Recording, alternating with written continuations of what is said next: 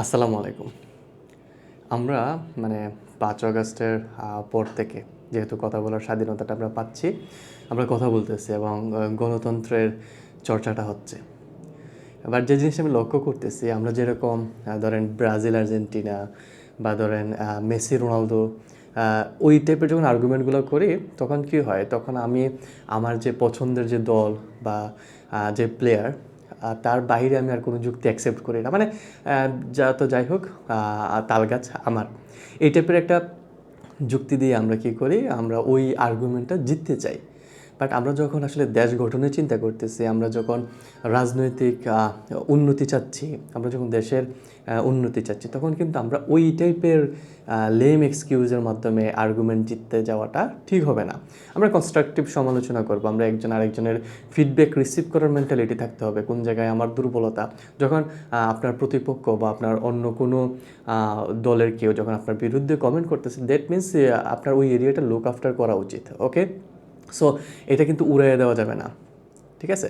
So এইভাবে আমরা কী করতে হবে? আমাদের ওই টিপিক্যাল আর্গুমেন্ট উইনিং মেন্টালিটির বাইরে যেয়ে আমরা অবশ্যই ডিবেট করব, আমরা আর্গুমেন্ট করব, বাট আমরা দেখতে হবে যে ধরেন কোন পজিশনে আমার অল্টারনেটিভ যে আছে সে ভালো, আর কোন জায়গায় তার দুর্বলতা আছে সেটা আমি কনস্ট্রাকটিভ ওয়েতে ফিডব্যাক দেওয়ার চেষ্টা করবো। ওকে, ধরেন ফর এক্সাম্পল ধরেন মেসি বা রোনালদো। ওকে, মেসির কোন জিনিসটা আমার ভালো লাগে? মেসির আমার হলো ধরেন ওর যে স্কিলস বা ন্যাচারাল একটা গেম প্লে আছে, সেটা আপনার দেখতে আই শুটিং এবং ওইটা দেখতে বেশিরভাগই ভালো লাগে। ওকে, তার মানে রোনালদো যে খারাপ তা না।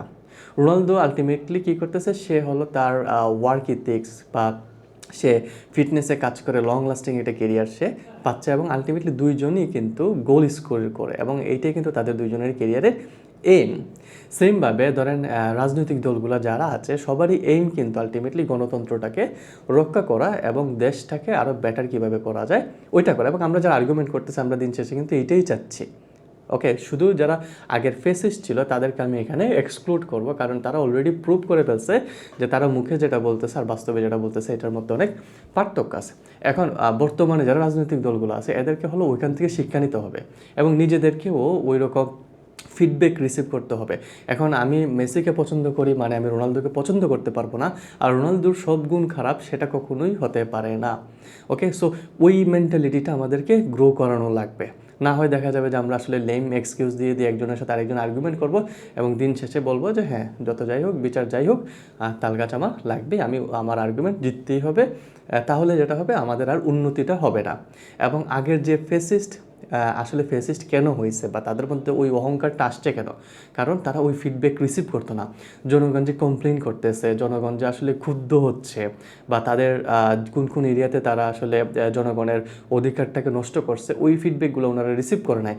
ইভেন নিজের দলের লোকগুলোও কোনো সমালোচনা করলে মানে তাদেরকে অ্যাকসেপ্ট করা হইতো না। মানে আপনি মেন কথা হলো ডিক্টেটর মুভিটা যারা দেখছেন, ওকে, এখানে কী হয়েছিল? মানে কেউ কোনো ফিডব্যাক দিলে তাকে বলতো যে এক্সিকিউট করো। মানে আপনি ফিডব্যাক দিতেই পারবেন না, সেটা আপনি নিজের দল হোক, বাইরের লোক হোক। ওকে, সো ওই মেন্টালিটিটা আমাদেরকে নিজেদেরকেও চেঞ্জ করতে হবে। ওকে, তাহলেই আমরা হলো আমাদের নিজস্ব অপিনিয়ন শেয়ার করতে পারবো এবং অন্যদের অপিনিয়নও রিসিভ করতে পারবো। ওকে, যেমন লাস্ট 2 দিন আমার কাছে যে জিনিসটা সবচেয়ে বেশি ভালো লাগছে, আমরা ওপেনলি অনেক কিছু ডিসকাস করছি, অনেক কিছু নিয়ে চ্যালেঞ্জ করছি, মানে তর্ক বিতর্ক হয়েছে। তার মানে যে আমরা আমাদের মূল জিনিসটা থেকে সরে যাচ্ছি তা না, রাইট?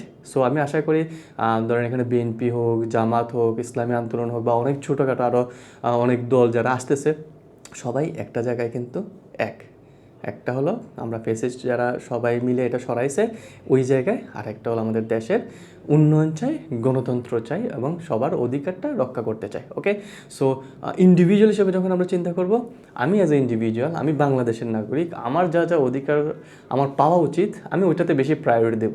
আমি রাজনৈতিক পার্সন হিসেবে আমার কোনো এক্সট্রা অধিকার নিশ্চিত করতে যেন না হয় বা নিশ্চিত করার দিকে যেন কেউ না যায়, সেটা যখন হবে তখনই কিন্তু আমরা আমাদের নর্মাল প্যাটার্ন থেকে বের হয়ে যাব। ওকে, সো এখানে একটা এক্সাম্পল বলি। ধরেন সাপোজ একজন জেনারেল পিপল, যার কোনো রাজনৈতিক কিসের সাথে ইনভলভমেন্ট নাই, তার কোনো একটা সমস্যা হয়েছে, সে এটা সমাধান করতে চাচ্ছে। ওকে, সো যে মানে আমাদের এখন বর্তমানে কি হয়, এটা হওয়া মাত্রই সে কী করে, রাজনৈতিক ভাবে সে যায় যে এটাকে সমাধান করতে, তার আশেপাশে এলাকার কোনো ধরেন সাপোজ এখন যদি বলি বিএনপি বা জামাতের কেউ পরিচিত আছে কি না, ওকে সুপারিশ করে বলি সে আমার ওই মানে এলাকার ইউনিয়ন হোক বা পৌরসভা হোক বা জেলা উপজেলা যেটাই হোক, ওইখানে সে একটা তদবির করে সুপারিশ করে ওইটার সমাধান করে দিই। নর্মাল প্রসেসে আমরা এটা যেতে চাই না।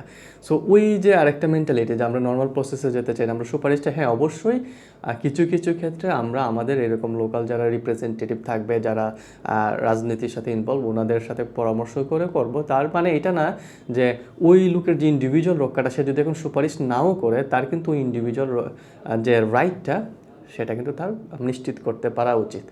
ওকে, সো অনেকগুলো পয়েন্ট নিয়ে কথা বলছি।